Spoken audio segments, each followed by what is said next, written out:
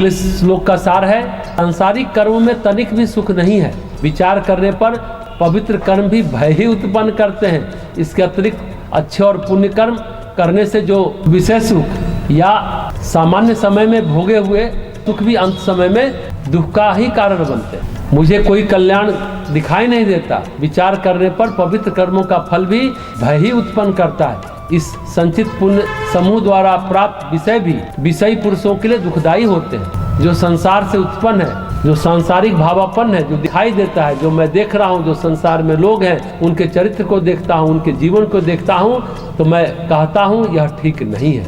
कोई कुशल नहीं है। विचार करने पर पवित्र कर्म का फल भी भय ही उत्पन्न करता है। यह भर्तृहरि की बहुत अनूठी बात।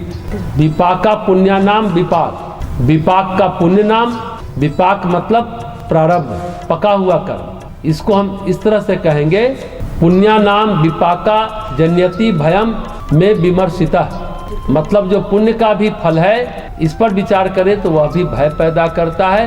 अब प्रश्न है कि पुण्य का जो फल है वह भय कैसे पैदा करता है। सचमुच भर्तृहरि की यह बात बहुत अनूठी है। पाप से तो विरक्ति है ही, पुण्य से भी विरक्ति है। क्यों? क्योंकि भर्तृहरि को पिंगला का अनुभव, राज वैभव का अनुभव यह बताता है कि पुण्य भी तो आपको संसार में ही डुबोता है। पुण्य से भी जो आपको सुख मिलता है, ऐश्वर्य मिलता है, शक्ति मिलती है, वह आपको कहाँ ले जाता है? संसार में ही तो खींचता है, सांसारिक प्रपंच में ही तो डुबोता है। तो जो पुण्यात्मा भी हैं, उनका भोग करने वाले विषयी पुरुष हैं, उसके लिए दुखदायी होते हैं। सामान्य क्रम में वे कहते हैं कि पुण्य करने वाले भी विषय लोग, विषय भोगी हैं, उनके लिए भी यह जीवन दुखदायी है। फिर क्या हुआ? लौट के बुद्धू घर को आए। जीवन में सत्कर्म पहला चरण, सुकर्म अच्छे कर्म, लोगों की सेवा, पुण्य कर्मों का उदय आपके जीवन में, और उस पुण्य कर्मों के द्वारा निष्कामता की प्राप्ति। यह बन जाएंगे, वह बन जाएंगे, डॉक्टर बन जाएंगे, कलेक्टर बन जाएंगे, नहीं। निष्कामता, शुद्ध कर्म करते हुए निष्काम होना, और निष्काम कर्म करते हुए तपस्वी होना, तपस्वी होते हुए योगी होना, योगी होते हुए ज्ञानी होना, ज्ञानी होते हुए भक्त होना। ये कर्म बहुत कम लोग कर पाते हैं। अन्यथा पुण्यात्मा अपने जीवन के विषय सुखों को भोगते हुए फिर से पाप कर्मों में लीन हो जाती है। पुण्य और पाप के झंझावात में जीवन और मृत्यु का चक्रवात चलता रहता है। ये बहुत गहरी बात भर्तृहरि का।